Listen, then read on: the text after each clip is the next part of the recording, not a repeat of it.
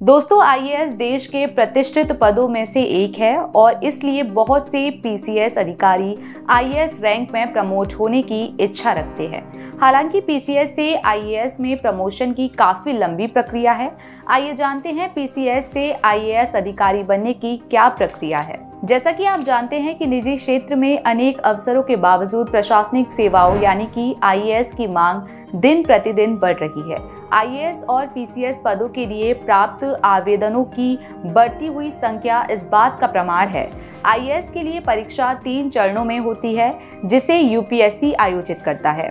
उम्मीदवारों को एक आईएएस अधिकारी बनने के लिए सिविल सेवा के 3 चरण प्रारंभिक परीक्षा, मेंस परीक्षा और इंटरव्यू क्लियर करना होता है। पीएससी परीक्षा कुछ हद तक यूपीएससी के समान है। परीक्षा 3 चरणों में आयोजित की जाती है, लेकिन यह वैचारिक क्षमताओं की तुलना में अधिक तथ्यात्मक यानी कि फैक्चुअल होती है। हालांकि एक पीसीएस अधिकारी अपनी सेवा के कुछ वर्षों के बाद आईएएस के पद पर प्रमोट किया जा सकता है।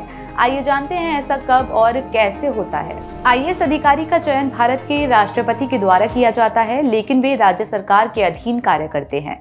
आईएएस अधिकारी के रूप में प्रमोट होने के लिए एक पीसीएस अधिकारी को कई पदोन्नतियों से गुजरना पड़ता है। आपको बता दें कि हर राज्य की प्रमोशन की अपनी अलग प्रक्रिया है। कुछ राज्य सरकारों के अधीन अधिकारियों को अन्य राज्यों की तुलना में प्रमोट होने में अधिक समय लगता है। तमिलनाडु राज्य में प्रमोट होने में कम समय लगता है, जबकि बिहार से लेवल 14 तक पहुंचने में 20 साल तक का समय लग सकता है। बिहार में अगर किसी पीसीएस अधिकारी को संयुक्त सचिव के पद पर पदोन्नत किया जाता है तो वह एक आईएएस अधिकारी के रूप में प्रमोट होने के लिए पात्र है। सिफारिश की कमी के कारण यदि उन्हें आईएएस रैंक में पदोन्नत नहीं किया जाता तो उन्हें डीएम के ही अनुसार एक पोस्ट मिलेगा।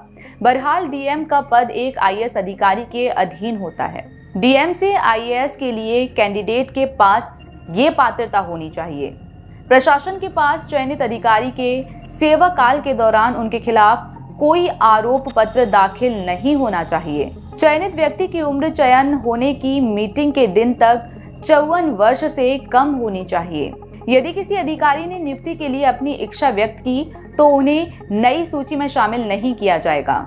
समिति पूरी तरह से सूचीबद्ध करने से पहले अधिकारियों के सेवा रिकॉर्ड की जांच करेगी। आइए जानते हैं डीएम से आईएएस बनने के लिए क्या है चयन प्रक्रिया।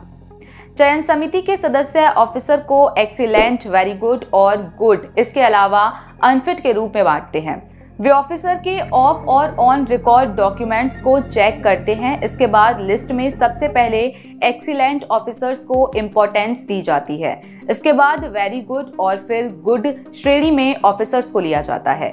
यदि किसी ऑफिसर के ऊपर कोई विभागीय और आपराधिक कार्यवाही चल रही हो तो उसे प्रोविजनल माना जाएगा। यदि अगले साल तक उसके ऊपर कार्यवाही पूरी हो जाती है और उन्हें सेवा के लिए उपयुक्त पाया जाता है तो उसे अगले वर्ष की सूची में शामिल किया जाता है।